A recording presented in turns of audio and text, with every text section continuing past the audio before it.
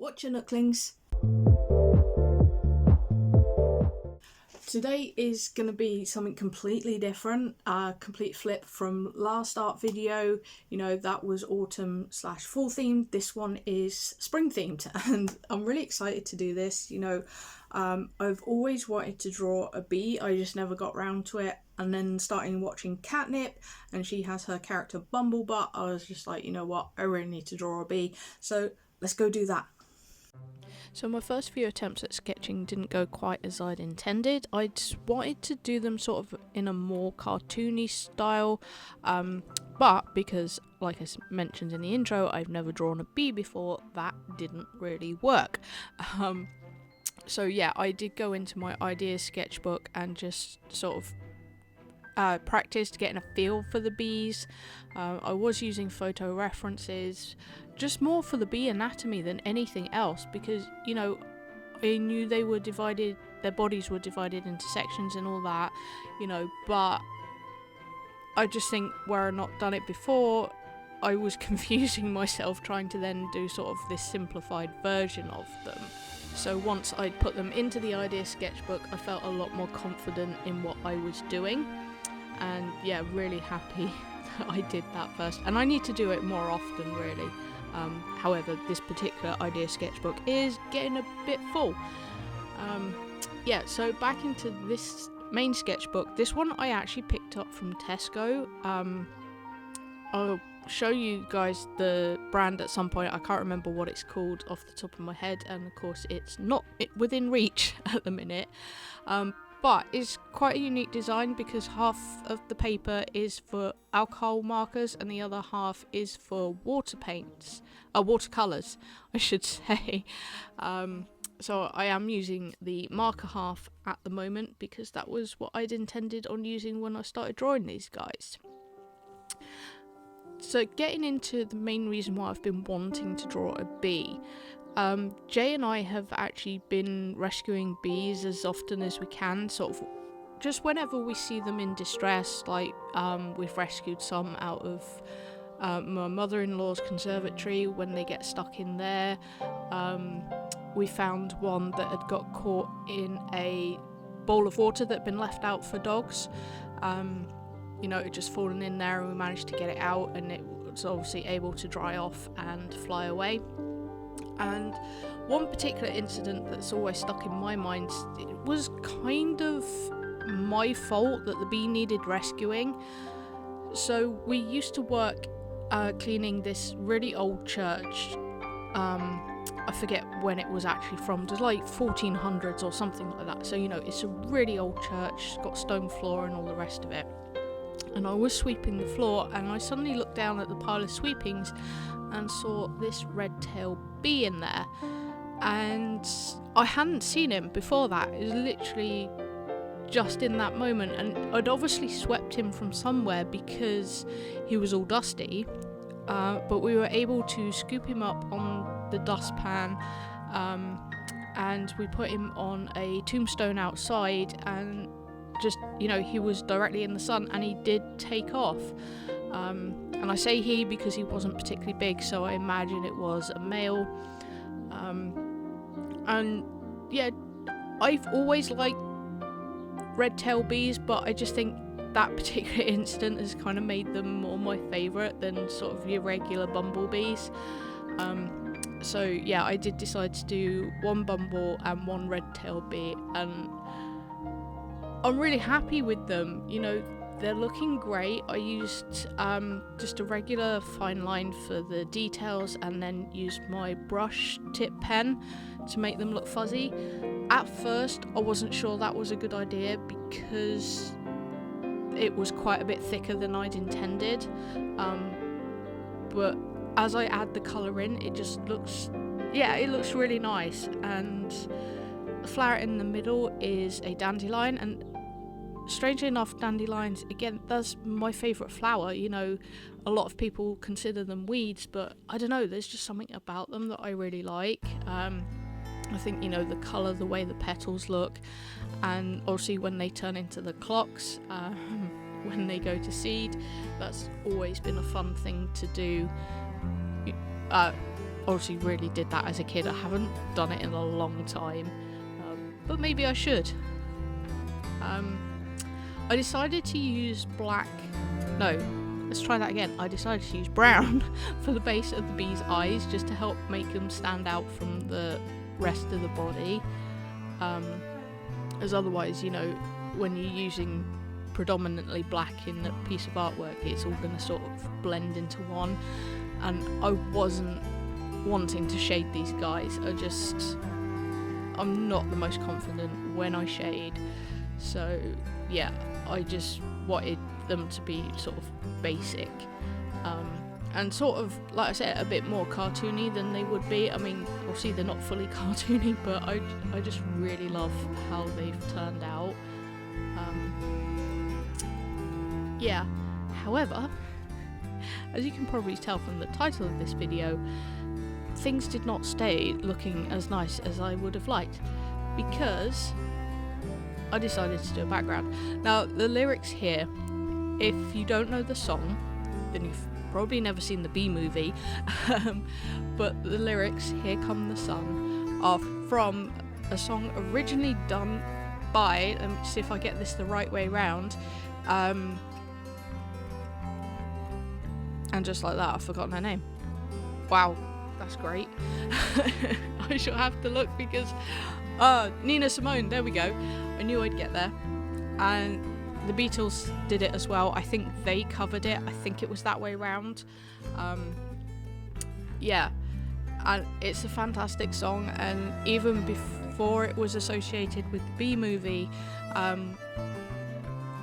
with the line "Little Darling," it just kind of brings bees to mind, and this is where everything went wrong. Yeah, the camera wobble, that's where I panicked to grab a bit of kitchen roll. I just decided to use Poscas for the background flowers, and yeah, it kind of exploded.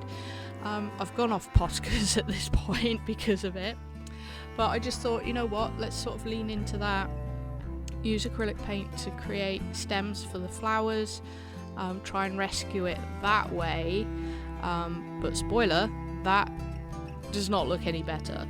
So yeah, I was really hoping it would, but they looked awful. And I think because I've got a really simplified way of doing flowers sometimes, and that's the way I was sort of doing it for this, it didn't go compared to the bees, and the fact that, you know, I couldn't get the sizing right for like depth perception, that kind of thing. It was just all one huge mess, and I hated everything about it. So what I thought would be a good idea, even though this is paper intended for alcohol markers, that I would completely paint over everything, which I'll do in a minute. Yeah, and just completely obliterate the background that way. I mean, there we go. I was intending on like just doing this base coat and then sort of drawing over the top of it. Yeah, that didn't go so well either, which we'll get to that in a second.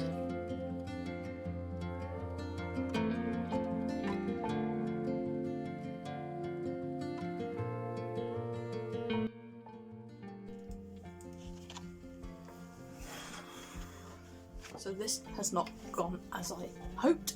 As you saw, the Posca pen kind of exploded everywhere, and I tried fixing it going over with acrylic paint, and I just hate the colour and I hate the way it's kind of warped the page. So my plan is I'm going to cut out the bees, I'm going to redo the dandelion, and then I'm just going to stick them into my sketchbook and leave it at that. I'm not doing any background. Yeah, so let's get on to the next stage. Okay, so this fix was fairly straightforward. Obviously cutting around the details of the bees was tricky, and just using an X-Acto knife. It did put me in mind of doing paper crafts when I was a kid. However, it can be tricky, especially when you got these really fine details, and there were some mishaps along the way.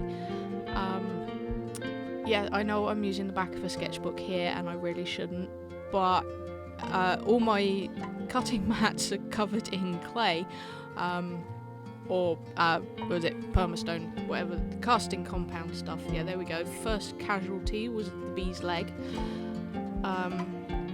Yeah, so they're not usable for this kind of project. I intend on getting a new cutting mat at some point, when I remember, mostly, to get it, because, you know, when I'm sculpting and stuff, as I said, I've already got cutting mats for that. And I would like to do some paper craft again. It's good fun. However, if I'm gonna do that, I was using way too much pressure on this, so yeah, my wrist was in a lot of pain afterwards. So if I want to do it again, I need to be more careful, and I think having a cutting mat, a proper cutting mat, will help with that.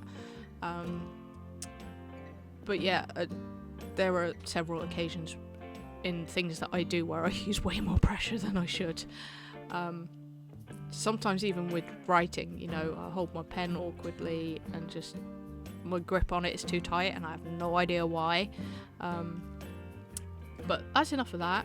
So that's the first bee. And now we have two bees who, yeah, the red tail did lose his antennae, but that's okay, I will fix that. So this one, we're just going to go straight into doing the dandelion. Bones and Jalapeno thought they would be able to help out with this. They do like to try and help as often as they can. Yeah, so obviously you just see my phone there where I've got a reference, because I wanted to do the petals in a specific way. Yeah, and it does work really well. And fiddling around with where I want to place the bees, whether I put them in the same place or different places. I should have done this image in the sketchbook in the first place, but for whatever reason, this is my Bailey J sketchbook, I should have done it in here in the first place, but for whatever reason I decided not to. Yeah, because obviously bees aren't exactly huge, so why I needed an A4 page to do them, I don't know. But to stick them in, I just used some PVA glue and chucked a load of stuff on top to make sure they were flat in there and didn't curl up. And because I brushed the PVA on, it didn't get too wet, plus obviously the paper's quite a bit thicker, so there was no creasing, which was nice. So yeah, I've re-added the details that got removed, and I just decided to do a coloured outline around everything just to sort of tie it all together. I did consider adding the sort of green and blue background for the sky and the grass, but yeah, let's not go there again. But I did add the lyrics back in, this time including the line "Little Darling." Yeah, I really like that song. I've always liked that song.